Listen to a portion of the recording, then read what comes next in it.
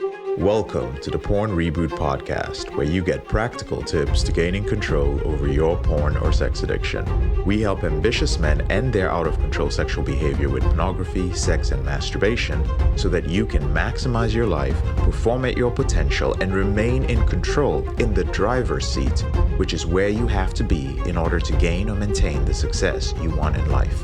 I'm your host, J.K. Emezi, certified sex and porn addiction recovery coach. Welcome to the episode.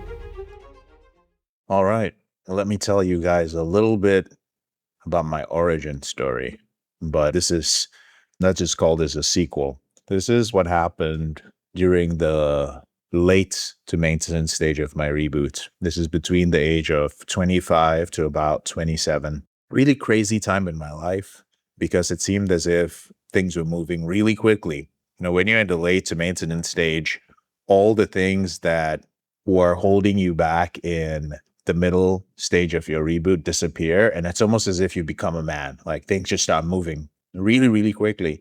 So I've seen guys in like 4 months, 2 years, a year, just go from living with their parents absolutely broke to making 6 figures and getting married.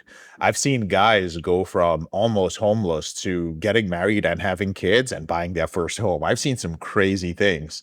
But I'll talk just a little bit about me, okay? I started achieving a lot of things at 25, 26.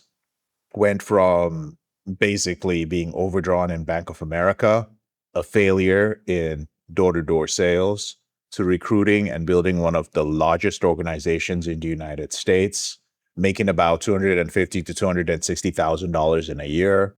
So I started to believe that this achievement insulated me. And don't get me wrong, I was still following what I then was calling my reboot system. I was putting the system together. I was living by it. It was systematized. You know, my revenue was growing. My network was expanding. I was getting recognized in the industry.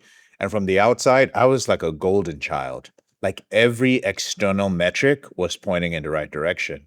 But my late to maintenance stage was stalled because I was still negotiating with my impulses in some areas of my life. And here's what no one's going to tell you about this contradiction. It's pretty destabilizing when you are in control of your behavior, but you're still negotiating with it. It's not going to show up on any report. It's not going to show up on any dashboard. It's not going to show up on any performance reviews from my professionals. It's going to show up differently. It shows up, for me, it showed up with reduced emotional endurance. I started getting irritable, and I'm just a little bit irritated when I get stressed. That's what I would say. I would need more stimuli to feel engaged in anything. There was more pressure to feel motivated. There was more urgency just to feel present in my own life. You know, I started reading all these books on high performance, and I was like, you know what I think it is? I think it's just the cost of operating at a high level. That's just the price you pay when you're building a large organization and you're a young director. And I used to believe deep down that high pressure required some sort of release. You know, once in a while I had to get mad, and that I needed sufficient recovery. And that's just how it worked at that level. I was wrong. The turning point for me wasn't any crises because I was doing well. I was in the late stage. There was no dramatic relapse. There was no confrontation. There's nothing external that really happened.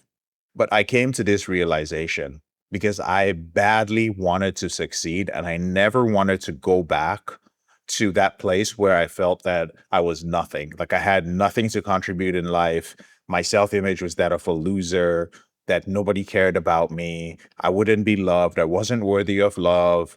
Like I just never wanted to go back there. So I spent a lot of time just thinking and confronting myself. And the realization, long story short, was that if I required artificial stimuli to regulate stress in my life, then I was not truly in control of myself. I'll say it again. If I required artificial stimuli to regulate stress, I did not actually control myself.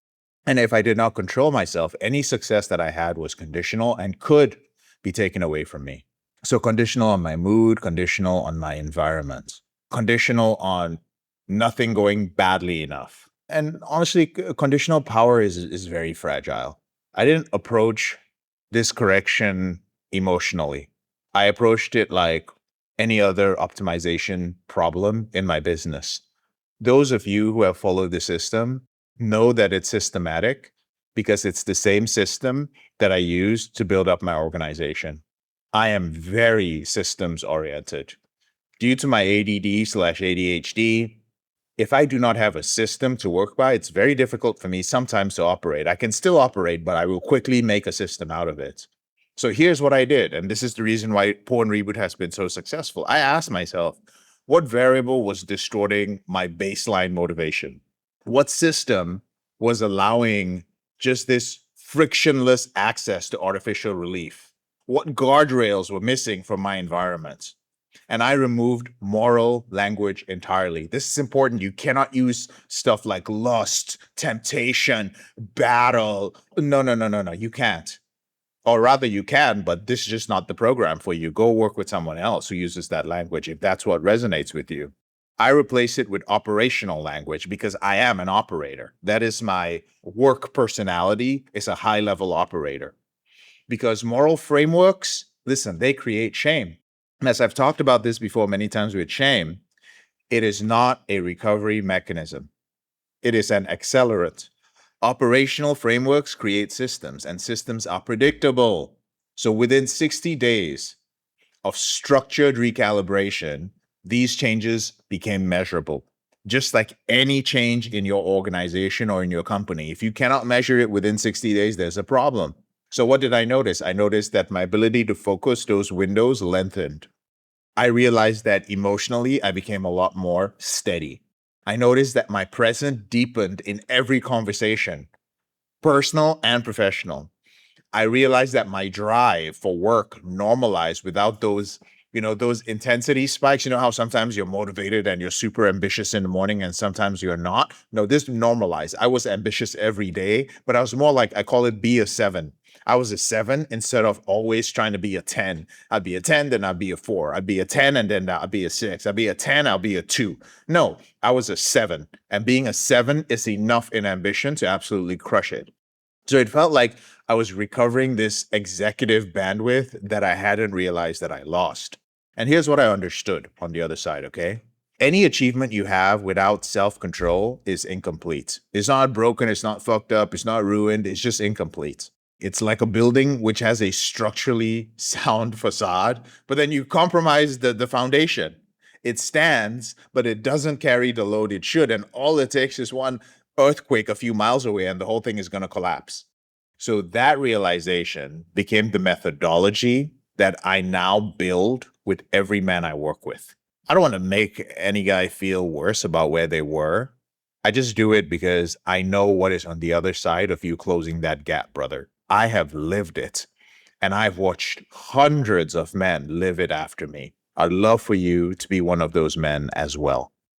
I'm JK, your brother in this struggle. Thank you so much for listening to this episode of the Porn Reboot podcast. I'll speak to you later on in the week.